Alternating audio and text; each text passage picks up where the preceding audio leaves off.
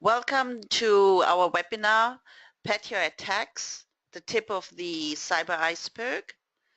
Thank you for taking the time to join us.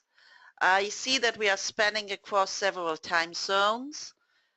We have attendees from Australia, India, Europe and the US.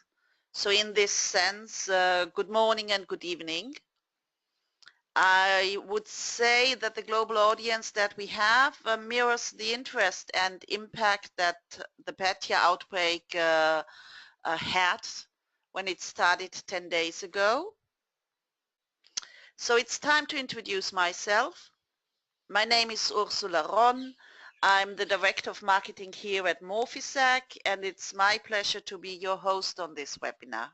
Some housekeeping. You're muted throughout the entire webinar. Sorry for that. Still you have a voice. This is your webinar. So you are cordially invited to use the question box to send in your questions. We will answer them at the end in a special Q&A session. Please use the question box also to report any technical problems that you are experiencing. I will try to solve them on the fly. Finally, this webinar is recorded, so no need to make any notes. You will receive a link to the recording in a few days, right after the weekend, I would say. Now it's my pleasure to introduce our panelists. With us is Arthur Brownstein, VP of US Sales at Morphisec. Arthur is a frequent speaker at security events. And what describes Arthur the best is his passion to challenge the way people think about cybersecurity. I believe we will see his passion also in his session of the webinar. Also joining us is Alon Groisman, security architect at Morphisec.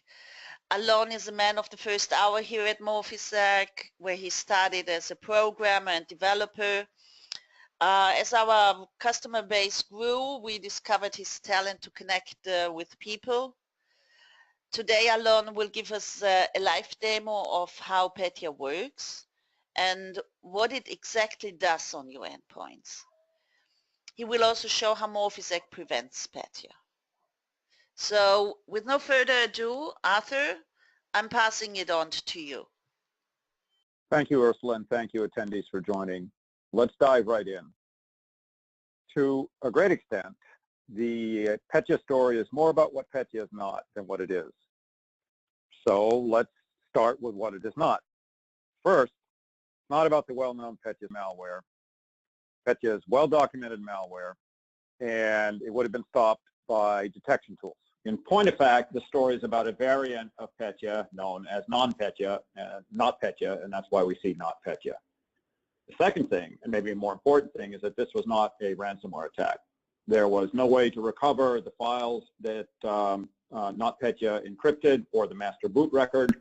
So there was no obvious commercial purpose to this. So the question is, if it was not Petya and if it was not ransomware, what was it? And that starts by talking about the people or the companies who are attacked. And I want to lay out the rules of the game here. There is no hall of shame. It would be a comfort if the victims who were attacked by notPetya, we could console ourselves by saying they are underinvested in security, but they were not. These are world-class companies. They have world-class defenses. And in fact, the real lesson here, the real story here, is that the success of the attackers tells us that they're the ones with the advantage on the cyber battlefield. In a very short period of time, companies all around the world were attacked and operations were stopped.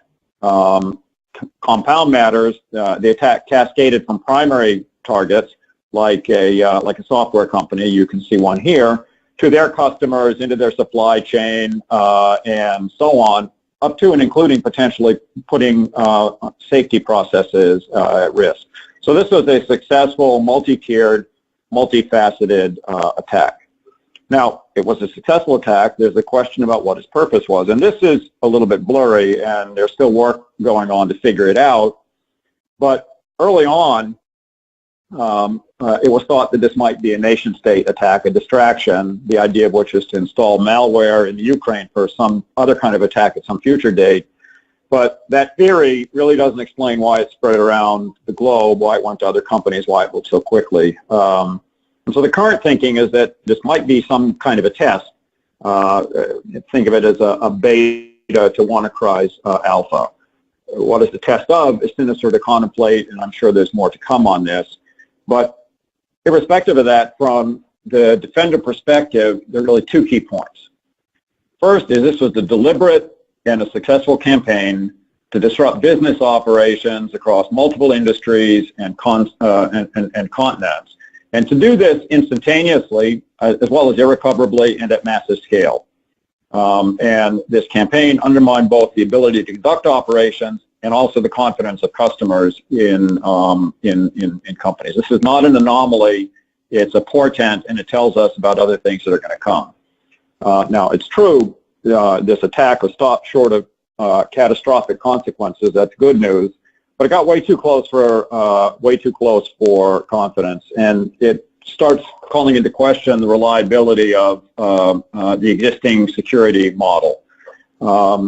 As for the nature of the attack, this is just a minor variant of a well-known payload, but it was infiltrated using the EternalBlue vulnerability in a very creative way and propagated quickly. The technique of this attack matters far more than the payload, and as we've seen in other attacks, much of the genius in cybercrime is in devising these undetectable techniques for delivery or infiltration and propagation.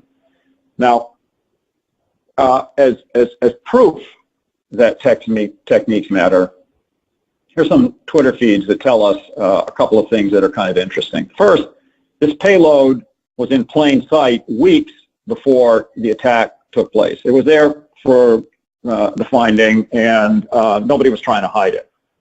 The second thing that it tells us is that the attackers used defenders' tools against them. They were using VirusTotal to test the effectiveness of their payload. And the third thing is that being in plain sight doesn't help defenders. The whole idea of detect and respond, finding things out before they can do damage, really isn't helpful. And things are not going to get better anytime soon. So, what lessons, should we draw from this? What are the takeaways? One of them is around the area of unpredictability.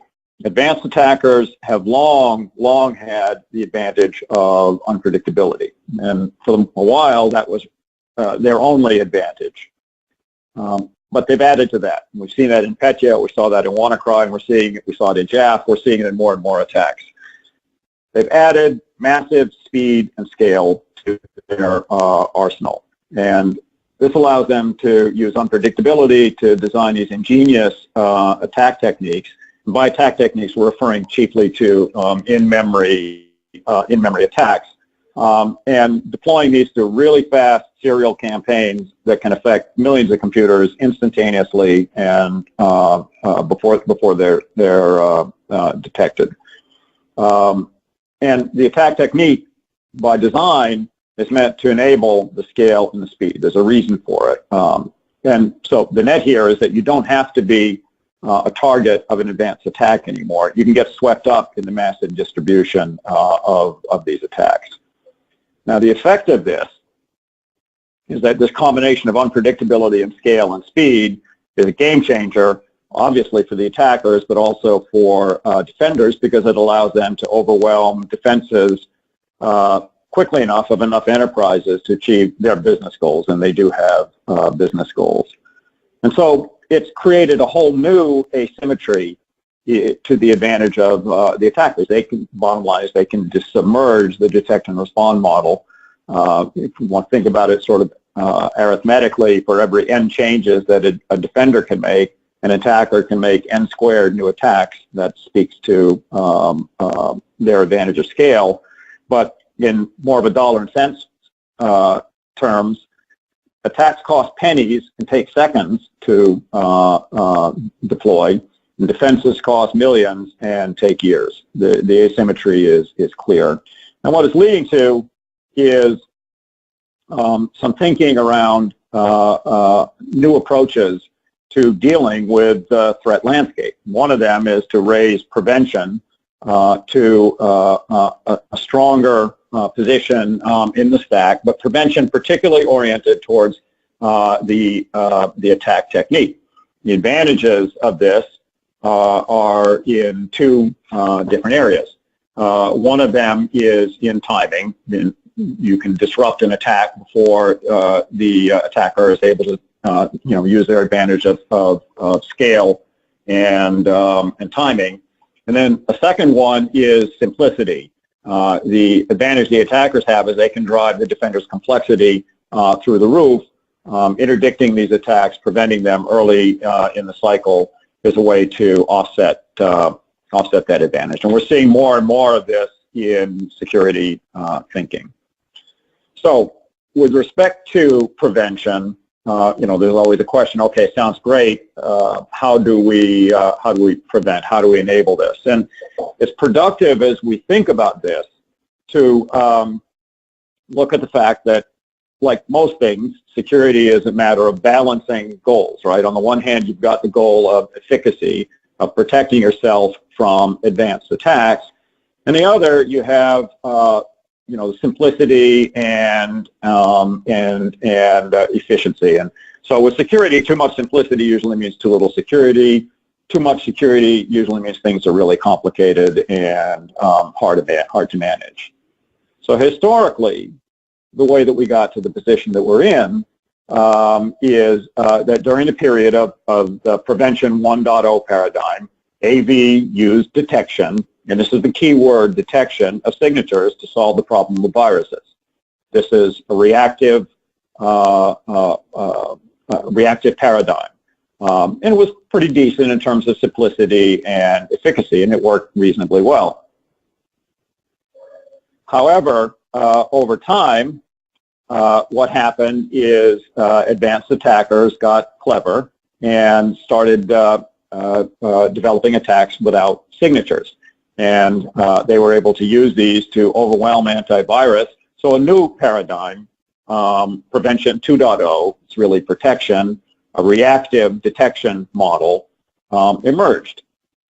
Now, as we've seen in the case of Petya, what's happened is this is no longer effective and no longer sufficient. And we're seeing other prevention tools, other approaches to prevention emerge. And one of them is in the area of using deception, and we know about honeypots and traps and lures and so on. And the idea behind these is to delay attackers. They're pretty simple, but they're limited due to their dependency on probabilistic techniques. They're limited in terms of their effectiveness. They're not deterministic. And so to introduce deterministic technologies, we hear more and more about reducing the attack surface. And there are many technologies out there like memory mitigation and whitelisting which do this. They're quite effective, but they're fiendishly complex to implement and to manage, up to and including the point where they can cripple an endpoint if they're really deployed and utilized at scale. And so the thinking now is to introduce a new paradigm, Prevention 3.0, which takes prevention from being reactive and makes it deterministic and proactive.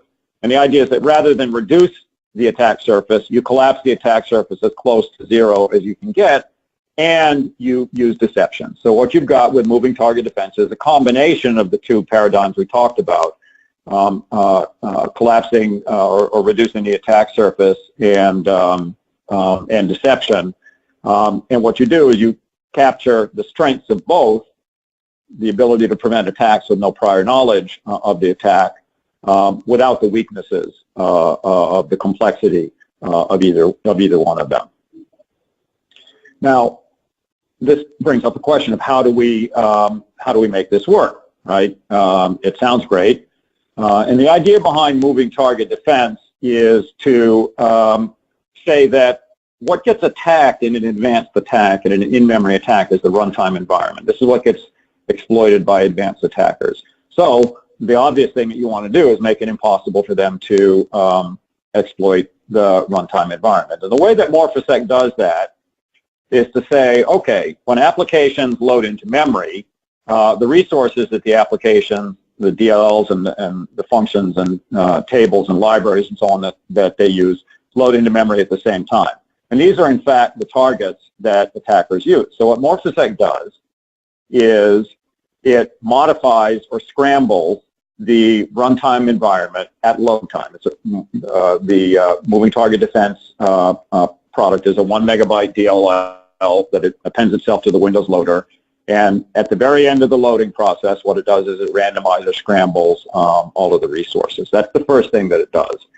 The second thing that it does is it creates a dummy, a fake, a decoy of the original memory structure. So the effect of this is that when an application runs, let's say it's Microsoft Word, just to have an application, and it's going to call some resource, let's say it's kernel32.dll, what will have happened is Morphisec will have changed the name of kernel32.dll to, say, capital 64. Word knows that. Nobody else in the world knows that. No attacker knows that. So the application calls something called capital 64 DLL and runs just fine. But when an attack takes place, the attack doesn't know that kernel32.dll has been changed to some other name and some other location. And the decoy, think of it as a pointer, has a sign on it that says kernel32.dll this way.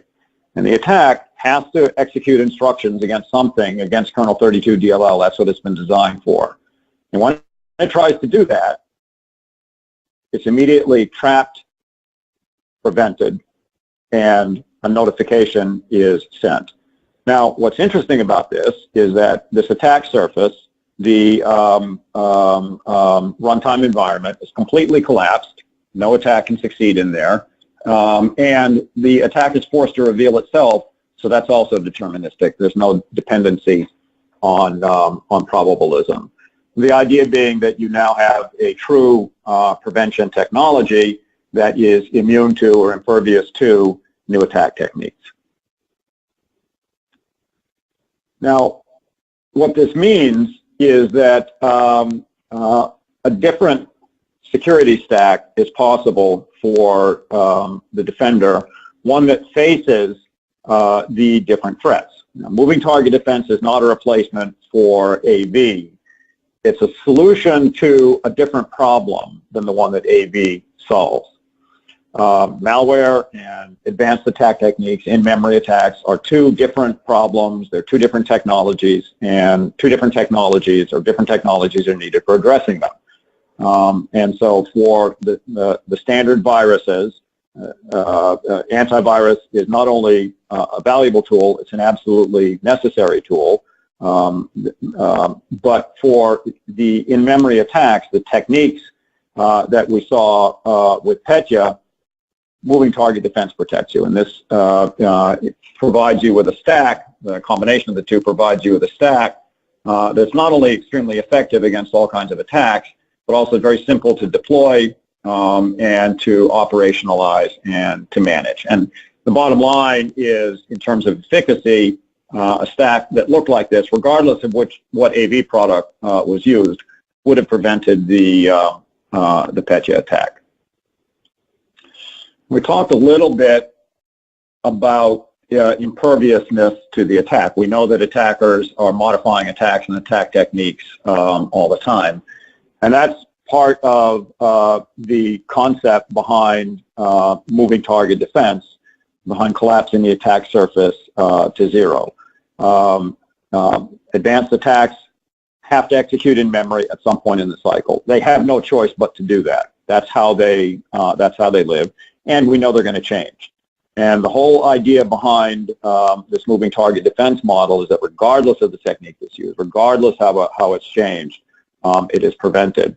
And in order to make this principle, this model, exhaustive and comprehensive, it covers, for example, exploits, fileless or browser-based attacks, and as well as things like malware, Trojans, or scripts that have some evasive in-memory component. So the idea is to be comprehensive in covering what is the common denominator of advanced attacks, some phase in their cycle, some point in their cycle when they execute in memory. So that brings us almost to the point of the technical demonstration. And to wrap up, I'd like to say just a few things. We sort of started by talking about Petya and notPetya and the payload. And many of the articles that we read are focused on that. But that's not what the attackers are talking about. The attackers are talking about and thinking about the delivery technique. They're thinking about EternalBlue and DoublePulsar and LSAS. They're thinking about whether they should originate an attack in the kernel and then move it to user mode. They're thinking about child processes and how they can design attacks with child processes that look legitimate. And if we're going to defend ourselves against them, we're going to have to make sure that we address all of these issues, because those are the things that they're thinking about. Those are the things that they're thinking about. So with that, I would like to say thank you very much for your attention. And Alon, turn things over to you for the technical demonstration. Hello, everybody. My name is Alon Groisman, and I'm a solution architect at Morphisec, Israeli cybersecurity company. And first of all, I want to thank you everyone to joining us today. And what I want to cover today with you is, first of all, walk you through about the Petya and notPetya attacks, share with you some insight, what is so special about this attack, what is so different from other attacks. And specifically, I want to focus about the propagation method that you use inside the Petya.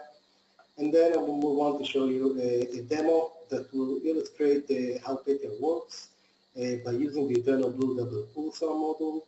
And specifically, I want to show you and to give you the experience how attackers are thinking, how they are designing their attacks today, and also how they are testing their attack before they are wrapping it up in one file and then spread it out to the world publicly.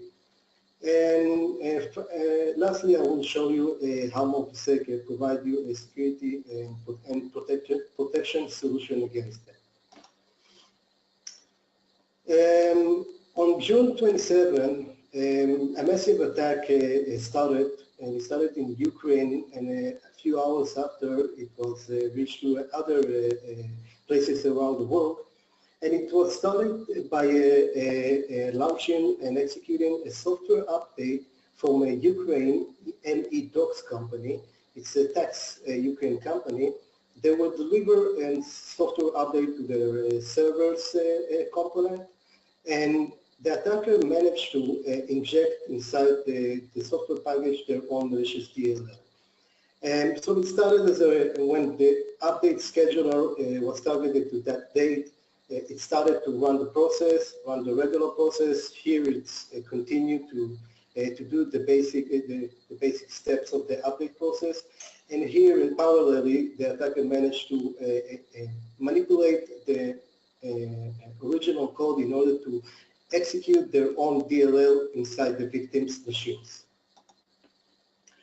And this is the high level of the process that happened after their DLL was executed. First of all, it was created a new task scheduler to shut down, and then it modified the MBR, the master boot record, in order to redirect it to load Petya boot.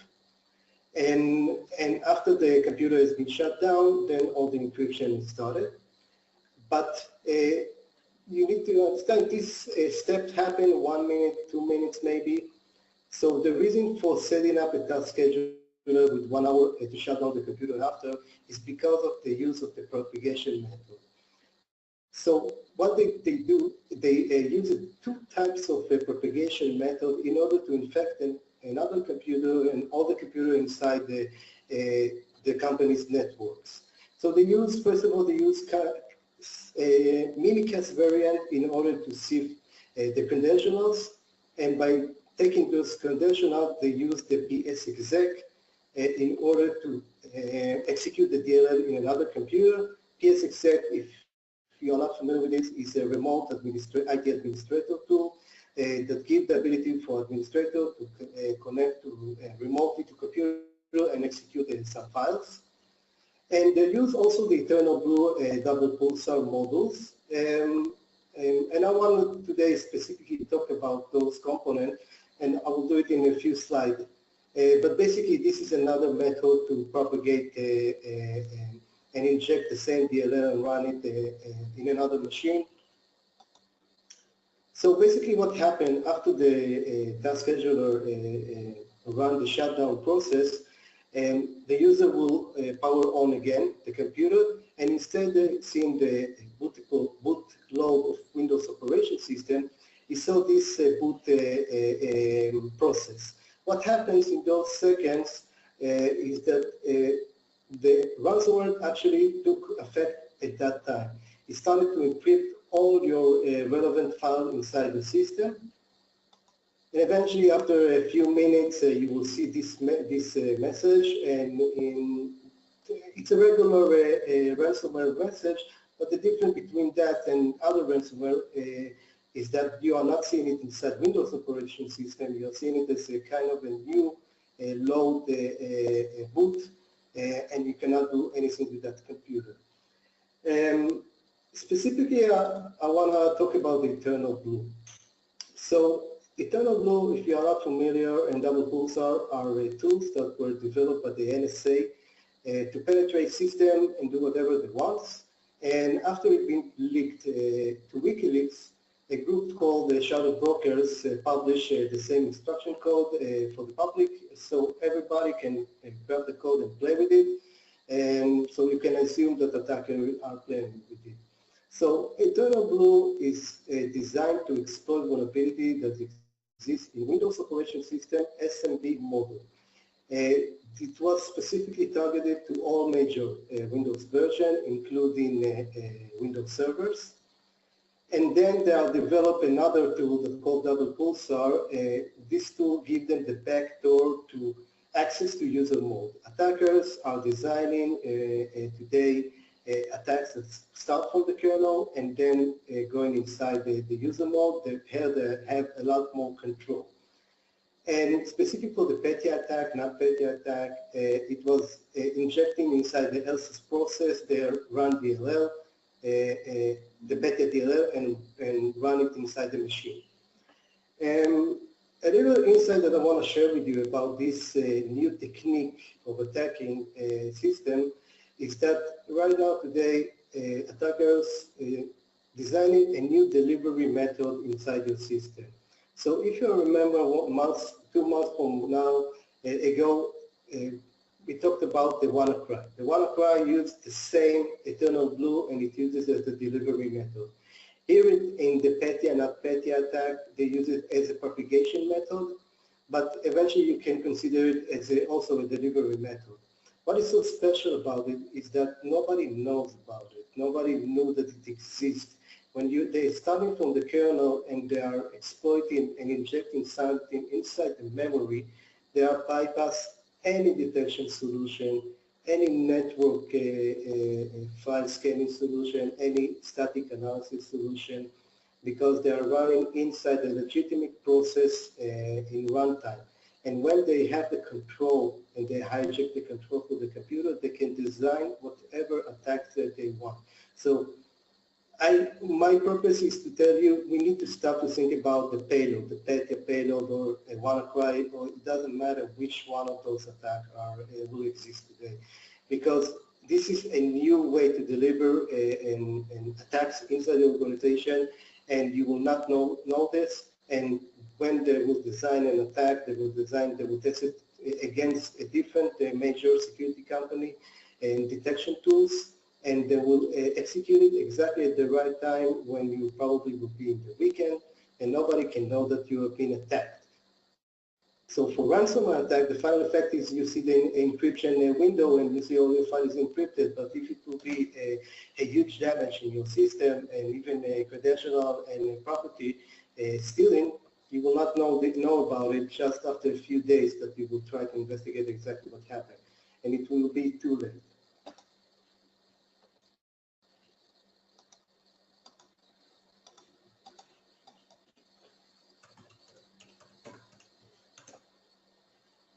Okay, so at my left side, you can see here I'm running a Kali Linux operation system. Kali Linux used as a penetration operation system. And usually pen testers are testing a network, a company's network to see if they can penetrate to the system. But also attackers take this operation system in order to test and design their attacks, the different steps and stage of the attacks, and test it against a different computer. There are established network environment, and they are designing and try to understand exactly if they can manage to access a specific organization, or they can access even all organizations. And here at my right side, you can see I have a typical Windows 7 machine, and I'm just running here the Process Explorer. If you're not familiar with it, it's Windows internal tools for let you to investigate and see what happened in the Windows loader, and also see the different processes and get a lot of information. Usually malware researchers use this tool in order to understand and see what happens inside the systems, if they have been infected, or if they have the sample and they want to see exactly what the sample do. So after I configured, I'm using here the Metasploit module that already have been managed to access to the EternalBlue modules that belong to the Metasploit. And after configured everything, I just need to execute. I already configured to attack this IP, to target it to this process, and to go back to this IP. So right now I'm giving the command to exploit, and what I'm expecting to see is a run DLL process running at the child process of LSAS. And here at this side you can see that it's launching the EternalBlue, and then after a few minutes it will launch a DoublePulsar in order to access to the user mode and inject the interpreter inside the LSAS process. So here we managed to hijack the full control of that computer, and from here I can do whatever I want. The attacker can do whatever they want. So what I will do, I will execute the Petya attack. So I'm accessing a shell. I can see I'm in C Windows System 32, and here I have the run DLL executable, and I will tell it to run the Petya attack.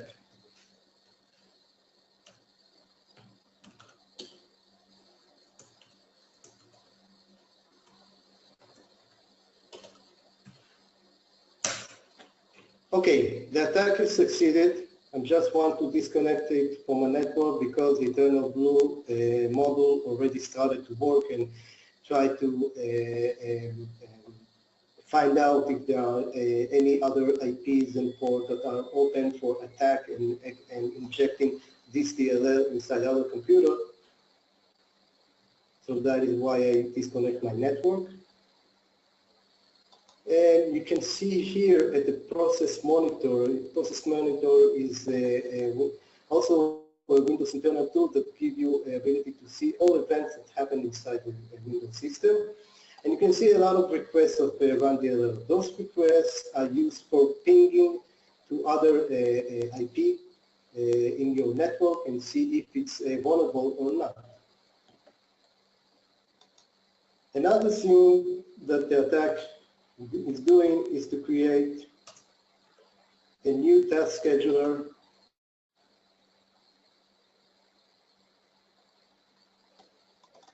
that the only purpose of that task scheduler is to shut off the computer. Usually it with random name.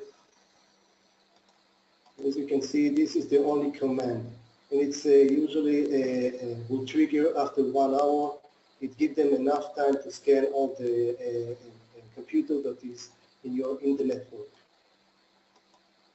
Okay? What I will do right now, I will shut down the computer exactly like the task scheduler do.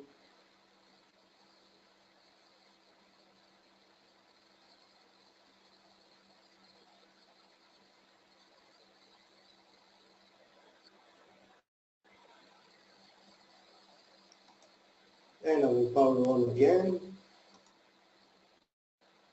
And here we can see that the attack has succeeded. The encryption process already started. And after a few minutes, when it will done, we will see this scary message. One thing that I want to say about specifically this Petya attack, besides that it was very special about the propagation method, and also the fact that they managed to inject their own DLL inside a software package update, is that they took different sophisticated tools, EternalBlue, DoublePulsar, Mimikat variant, and also the Petya. The Petya attack is very old. It was from 1 year ago.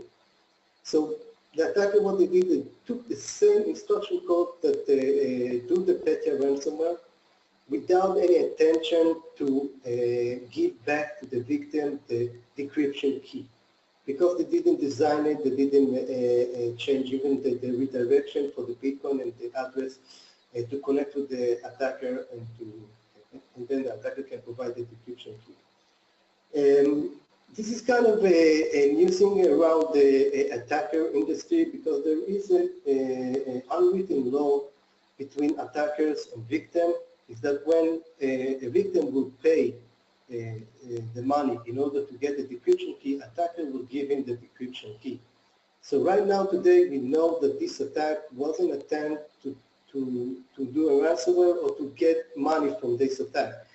The purpose was to shut down operations and manufacturers and also different company operations, and it was very, very massive attack. What I want to do right now, I want to show you, I will go back to my previous snapshot with Morphisec protection, and I want to show you what protection solution Morphisec provided. So, as I said, Morphisec is a security solution that takes each process and morph it and change it, all the location for system resource, and also the name of the functions and the pointers. And by that, what we are managing is to trick the attacker that assuming, sorry for that. Okay. He's assuming that all the address points for system resources are at some location, but in fact they are not, because we morphed it. So in-memory vector attacks are the main thing around the biggest and scariest attacks, because if I would say, in my perspective, I would separate all the security industry to 3 parts. One of them is pre-execution, or your AV, AI solution. It doesn't matter, all the things that take this file, scan it before it executes, and determine if it's a legitimate file or not. 1 second, please.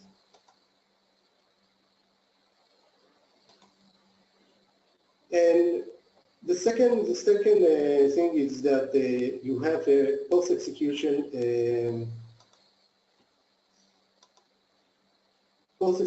solution, any EDR solution or malware detection solution that will try to determine after a few steps that the attack did if it's a malicious activity, if you are going to block this activity or not block the activity. And the third part is in-memory. In-memory is the most sophisticated attacks that exist today, because nobody can know exactly what happened inside the memory, and when they are trying to to play and understand exactly what happened inside the memory. They experience a lot of performance issue, and attackers already know how to bypass those. With Morphisec solution, you will be 100% sure that you will be prevented from any sophisticated in-memory attack, because our solution is deterministic prevention. Every time that the application is loading again, we are morph it differently, and attacker don't know exactly how to design attack, and to bypass our solution. Okay, so right now I have a machine with Morphisec protector, and what I will do, I will try to execute the same attack again. So here we can see it's already started the EternalBlue process.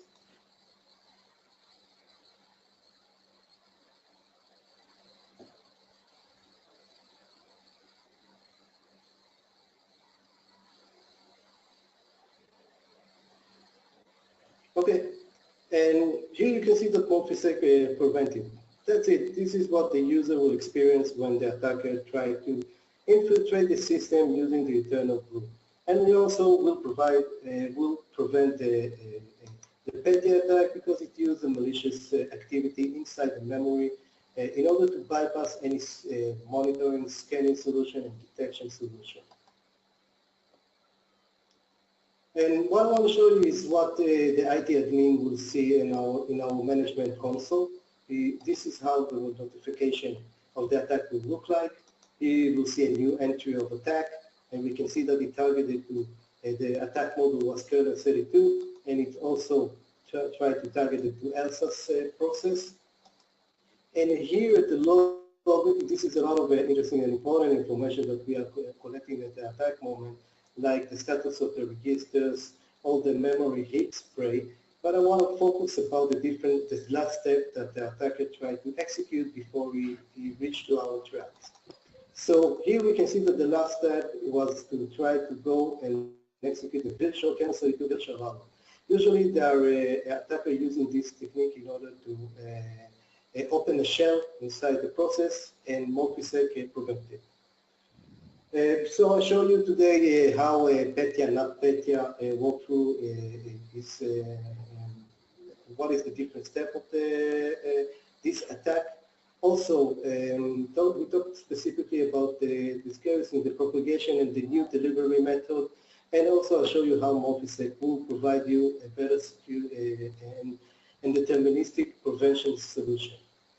Thank you for your time and for your interest. Back to you, Arthur. Thank you, Alon. Ursula, I think I'll hand over to you to moderate the Q&A. Thank you, Arthur. Thank you ever so much. So we are really now with the Q&A. I really have to say, I think laws are there to be broken, but we are over our time. I'm really going to have to limit the time for the Q&A. So I would say 3 questions, and please short answers. We have much more questions, so we have to follow up by email. Don't you worry, you will get your answer. Let me pick those questions that several people asked in different ways. Morphisec. Did Morphisec invent moving target defense, Arthur? Oh, no, thanks, Ursula. That's a great question, and I appreciate it. The Department of Homeland Security in 2009 wrote a white paper saying the following things. In the physical battlefield, our defenses are mobile, and we use moving target defense to get assets out of the way of the enemy, of adversaries. But in the cyber battlefield, we're doing 100% the opposite. Our defenses are static. And they asked the question, is there a way to apply the principle of moving target defense from the physical battlefield to the cyber battlefield? And Morphisec's scientists, who were faculty members at the National Cyber Laboratories at Ben Gurion University of the Negev, read the white paper and spent some time thinking about how to do this, and reimagined the problem as a problem of collapsing the attack surface, and realize the environment so that it's unattackable, you achieve exactly this goal of moving target defense that the Department of Homeland Security enunciated in the white paper. So they developed a product. They took the product to the RSA conference in 2014 and won a pretty significant award, and the rest is history. Thank you ever so much, Arthur. You mentioned 2009, that was the time that the Department of Homeland Security actually came to the idea to have moving target defense also in cybersecurity.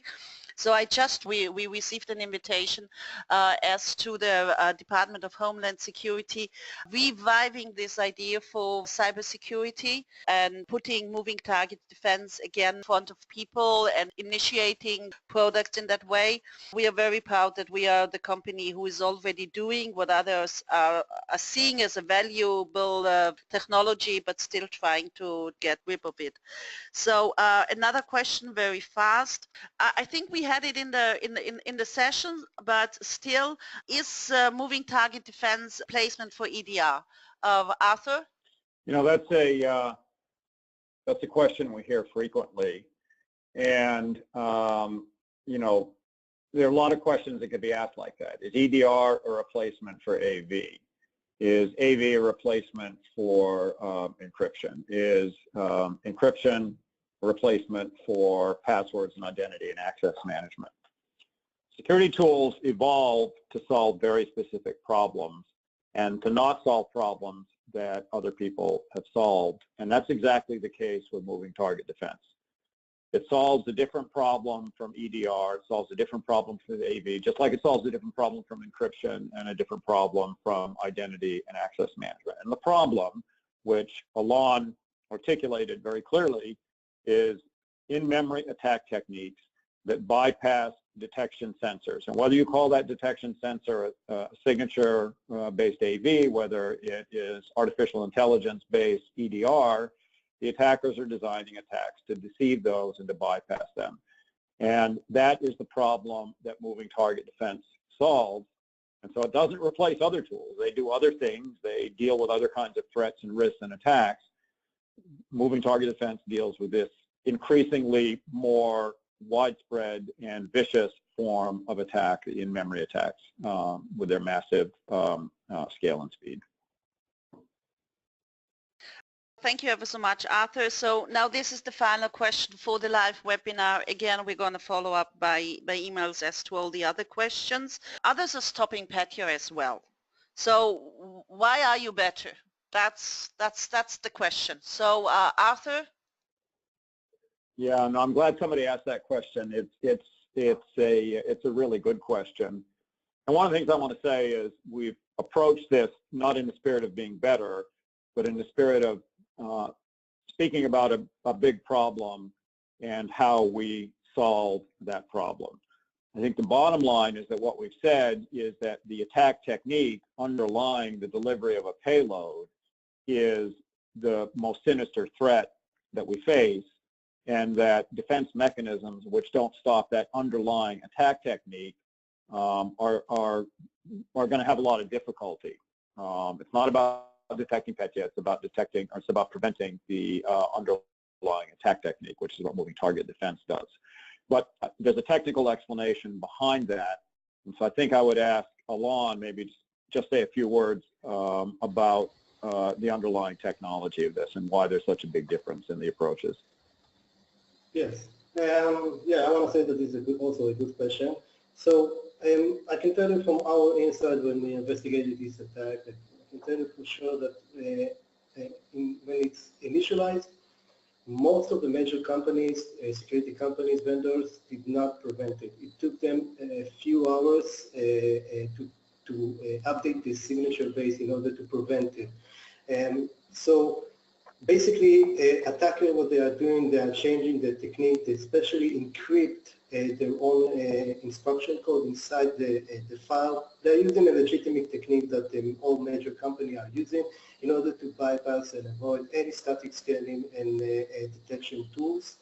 And so, yeah, a company will, your vendor probably will prevent it. But the question, how much time it will take them and how much time you will implement this new signature-based detection that they have. And for Ukraine, for example, they didn't have to have a lot of time in order to destroy a lot of major companies and stop the operations there. Thank you ever so much, Alon. I have to think about closing the webinar. Of course, not without saying thank you ever so much to the audience. We will follow up on the questions per email, and we will also send you a recording of the video of the webinar. And I wish you all a really, really pleasant week. And as always, stay safe. Bye.